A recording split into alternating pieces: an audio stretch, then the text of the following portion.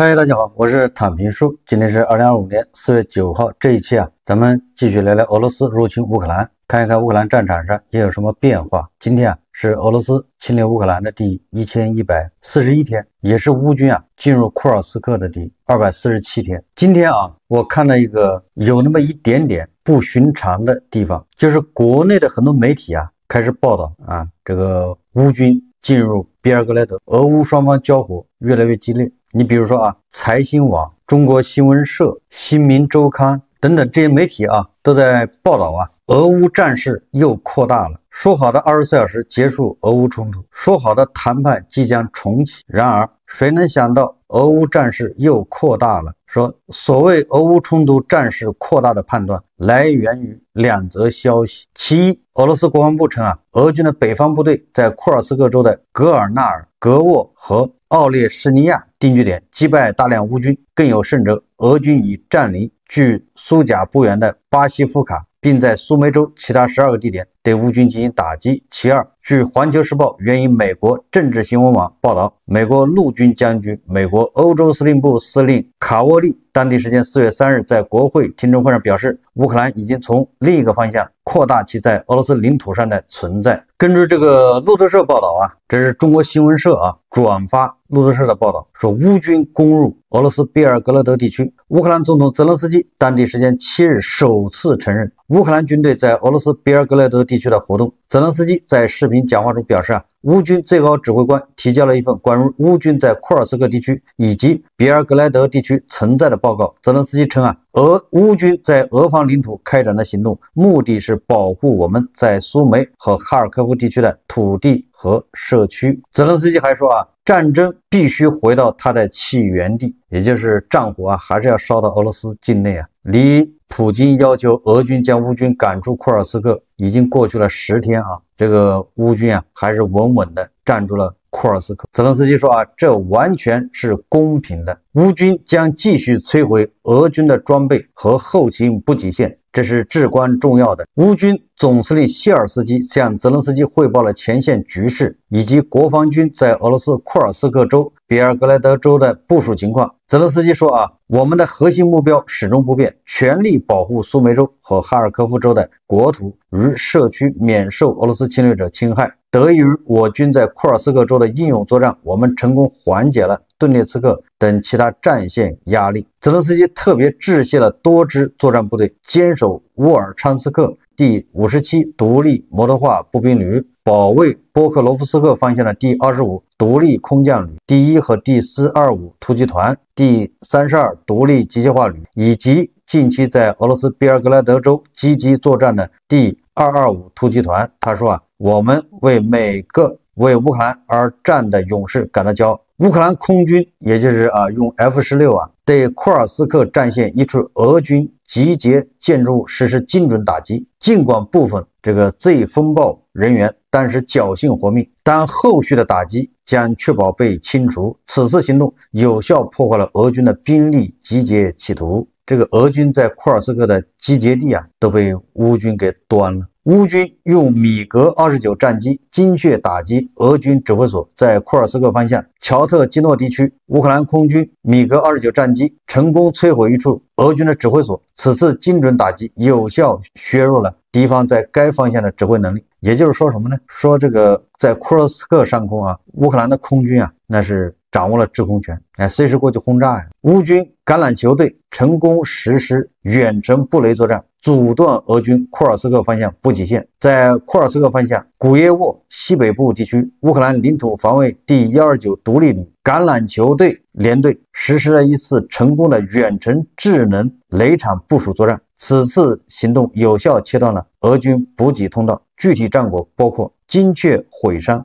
这个10几台俄军的这个装备。这是采用远程控制智能地雷系统实施首轮打击，后续由 FPV 自杀式无人机完成补刀确认。本次打击成功瘫痪俄军后勤运输线达12小时。在库皮扬斯克前线乌克兰军队于4月6日击退了俄罗斯军队的2次突击，在坦克和步兵战车的支援下，俄兵试图突破，但2次都失败，2辆步兵战车受损，2辆坦克被摧毁，4名入侵者被消灭，3人受伤。在3月25日，美国宣布与俄乌分别达成黑海协议以后，俄乌战场迄今未实现在任何范围、任何形式的停火。相反，各方冲突都是呈现升级态势。尽管乌克兰称其已收集俄罗斯违反协议证据并提交给美国，但除美国总统特朗普2次口头表达不满外，自3月25日以来，美方并未就俄乌事态发展做出任何实质性的回应。也就是特朗普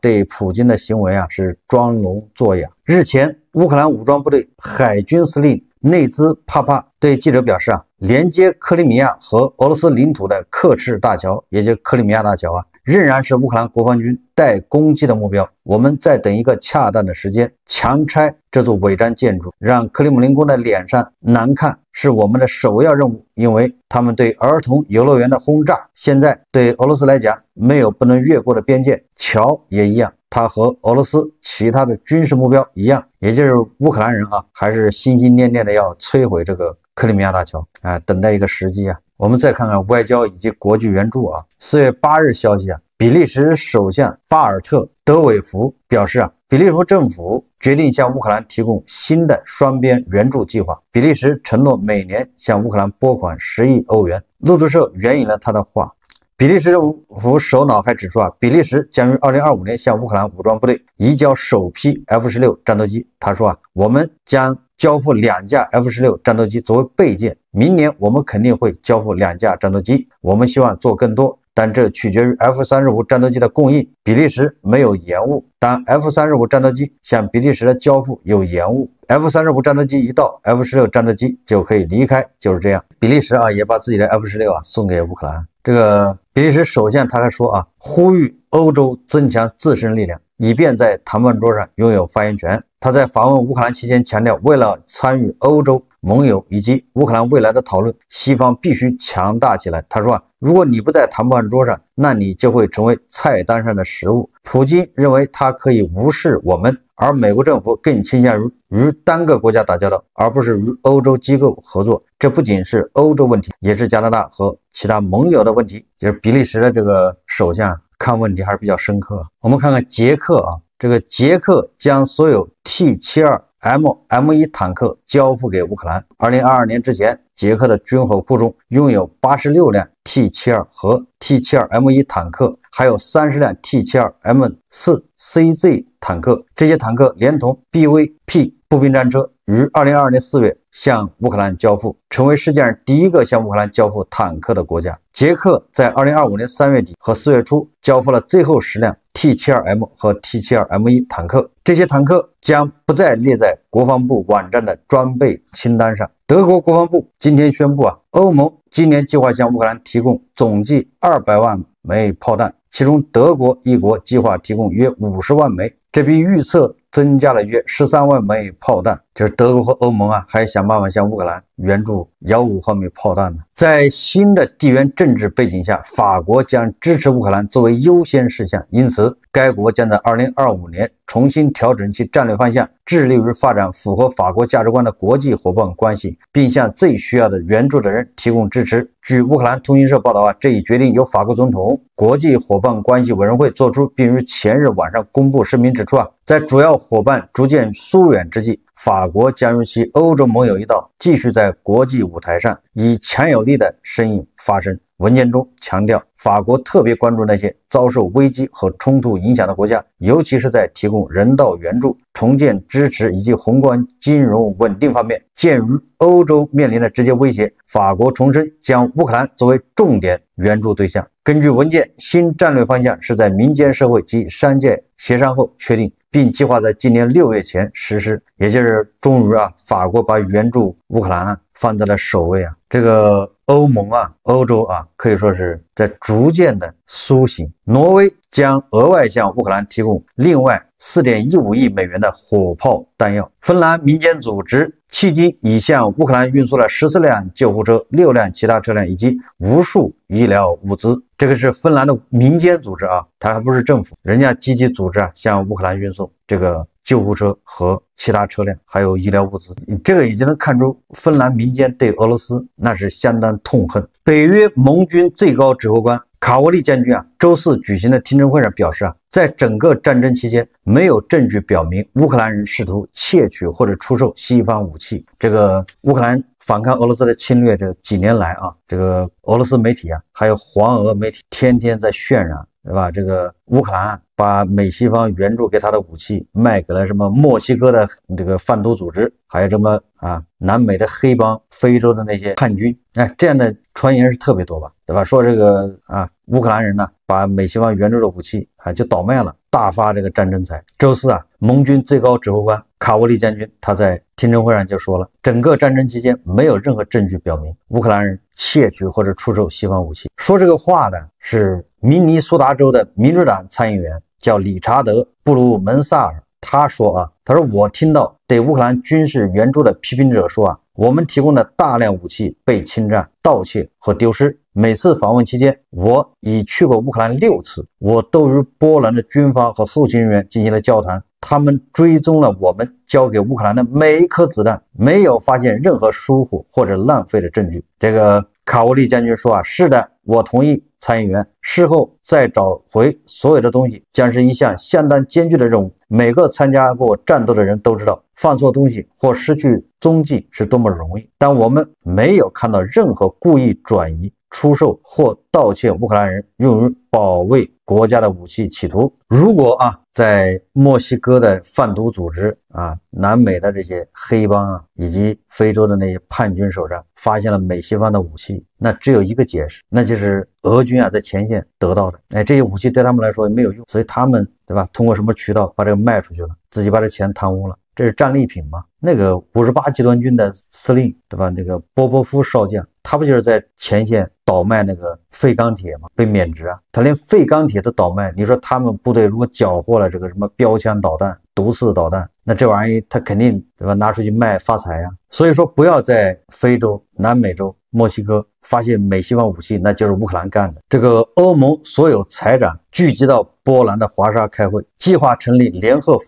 合防务基金，用于应对特朗普日益孤立趋势和欧洲抵抗俄乌冲突侵略的资金筹集。关键是这个英国和挪威也参与其中。这个英国和挪威它不是欧盟国家它是欧洲，那就变成整个的大欧洲进一步的团结。虽然欧洲人这么多国家行动好像挺缓慢的，达成共识不太容易，但是我以前说过，这就像一个公共汽车它已经启动了，它就是跑得再慢，它总有到站的时候。欧洲人应该知道对吧，因为第一次世界大战、第二次世界大战都是欧洲爆发的，他们应该清楚对吧，面对地堡老人，面对特朗普，欧洲将迎来什么样的一个局面。在这个地堡老人的进攻之下，在特朗普的这个出卖之下，这欧洲唯一的办法就是抱团取暖，唯一的办法就是不能让乌克兰失败，想尽一切办法支援对吧，在欧洲搞绥靖，那就是第3次世界大战。所以说英国虽然隔着这个英吉利海峡对吧，挪威虽然也不是欧盟国家，人家的积极参与，而且挪威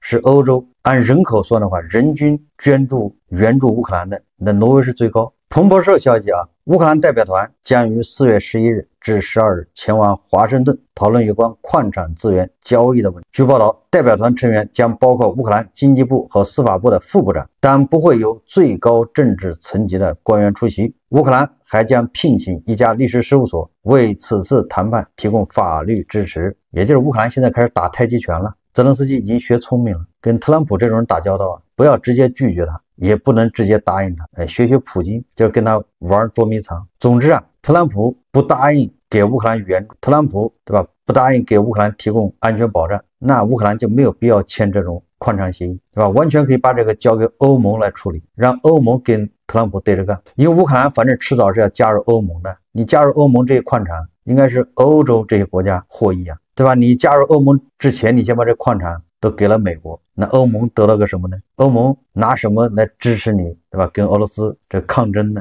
所以说这个泽连斯基现在学这个圆滑了，吃一堑长一智对吧，就跟特朗普慢慢谈。普京答应了停火，什么黑海停火、空中停火，他到现在也没停火，特朗普拿他一点办法都没有。乌克兰总统泽连斯基指出说俄罗斯希望保留从黑海打击乌克兰的能力，并期待美国对俄方拒绝同意无条件停火做出回应。泽连斯基就是让特朗普你赶紧表态呀，对吧？这1个多月都已经过去了，俄罗斯还没停火，对吧？您倒是管一管呢，你不是厉害吗？泽连斯基在周日的视频中讲话表示今天俄罗斯打击射击从黑海发射导弹，我们的合作伙伴知道是他们哪些军船从哪个海域发射的导弹，这就是俄罗斯歪曲外交不同意无条件停火的原因之一，即他们想保留从海上打击我们的城市和港口的机会。泽连斯基指出普京并不想结束战争，他正在想方设法为自己留下机会，以便随时以更大的力量重燃战火。总之你特朗普管不管吧。泽连斯基说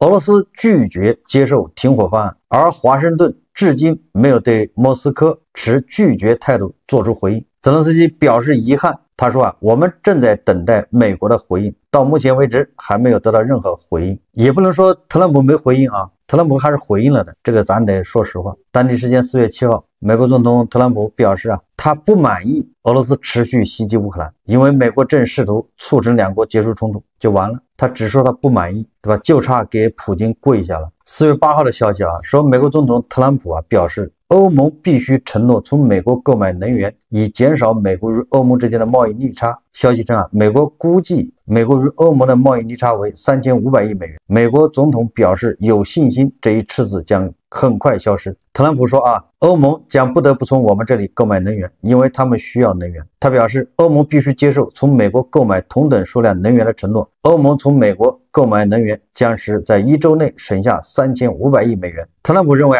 欧盟对美国非常不友好，因为欧盟没有购买足够的美国商品。怎么说呢？特朗普这个指控似乎还也有道理，因为欧盟它到现在为止还在从俄罗斯进口石油天然气，这个有点过分了。虽然这个俄罗斯的石油天然气便宜，对吧？欧盟还要到2027年才能全面停止使用俄罗斯的石油天然气，也不能怪特朗普埋怨这个欧盟你跑到俄罗斯去买石油天然气，你在资敌，你完了之后，对吧？你还指责美国，你这自己干的那些事，对吧？腰杆不硬我们再看一个新闻这是一个突发新闻。乌克兰总统泽连斯基周二就是4月8号表示，2名在俄罗斯军队中作战的大国公民已经在乌克兰东部被捕。乌克兰传召大国外交官谴责这一事实，并要求做出解释。泽连斯基表示乌克兰军队获得了这2名大国公民的证件、银行卡和个人数据。大国人是在顿涅茨克地区被捕。他说我们掌握的信息表明，俄罗斯占领者部队中大国公民远不止2名。我们现在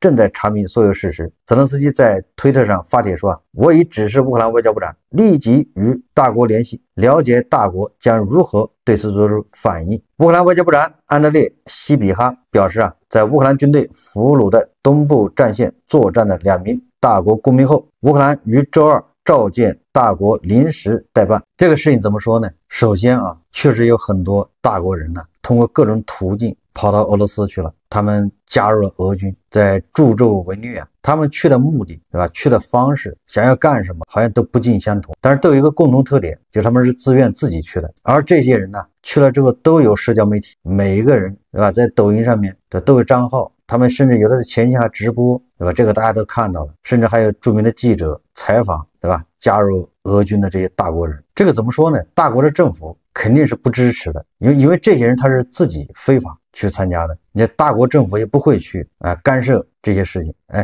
注意这些参加这个俄军的这些大国人自己介绍，对吧？他们给那些大国在俄罗斯的外交部打电话，人家根本就不管，是你自己愿意来的，你自己愿意去的，自己想办法。然后呢，大国的公民自愿加入乌军的也有这个乌克兰自己的媒体还采访过，还报道过，在无人机部队，大家还记得吧？也就是说，大国有公民通过各种途径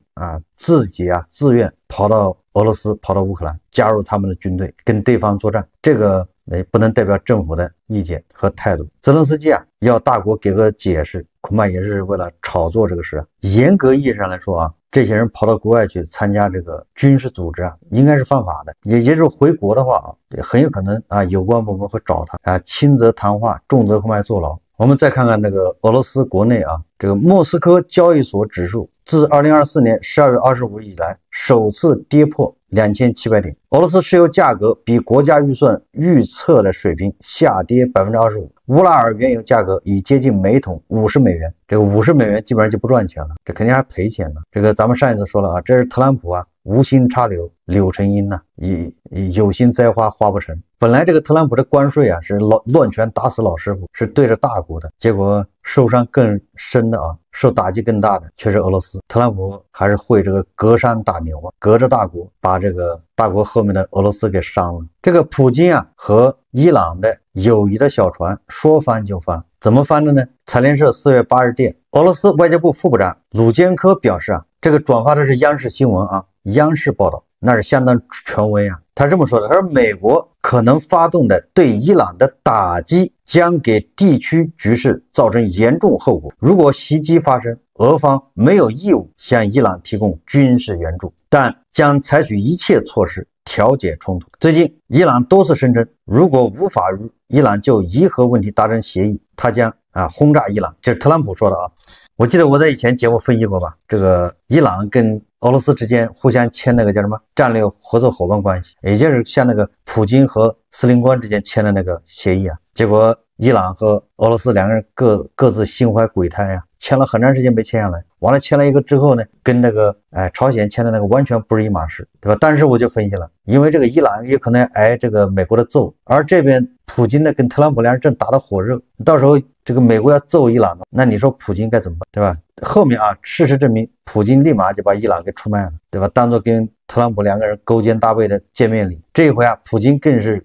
直接直言不讳啊，说你啊，伊朗要被美国炸了啊，那可是活该啊，炸得多惨，我们俄方都没有义务向伊朗提供军事援助。但是不过我可以帮你调解，你看看这完了他还要捞一把，那调解不就是吃上家吃下家的吗？那个你看看特朗普调解俄乌战争，这八字还没一撇呢，把乌克兰的矿就要调解走，不是一个意思吗？那普京也学会了，到时候你伊朗被炸啊，我来调解，调解完了之后伊朗对吧，你还有什么值钱的东西拿出来吧。所以你看普京毫不犹豫的把伊朗出卖了，伊朗援助俄罗斯多少沙赫德无人机甚至还有导弹军事物资，把俄罗斯喂饱了，翻手对吧，就把伊朗当作投名状送给特朗普了，作为见面礼，对吧？特朗普你在乌克兰不能让你白干呢，对吧？你这个特朗普在乌克兰那是立下汗马功劳又是掐断军事援助，又是暂停这个情报共享，又是辱骂泽连斯基，打击乌克兰人的抵抗企业，又是找乌克兰的那反对派去准备对吧分化瓦解，把泽连斯基搞下台。这特朗普是立下了汗马功劳那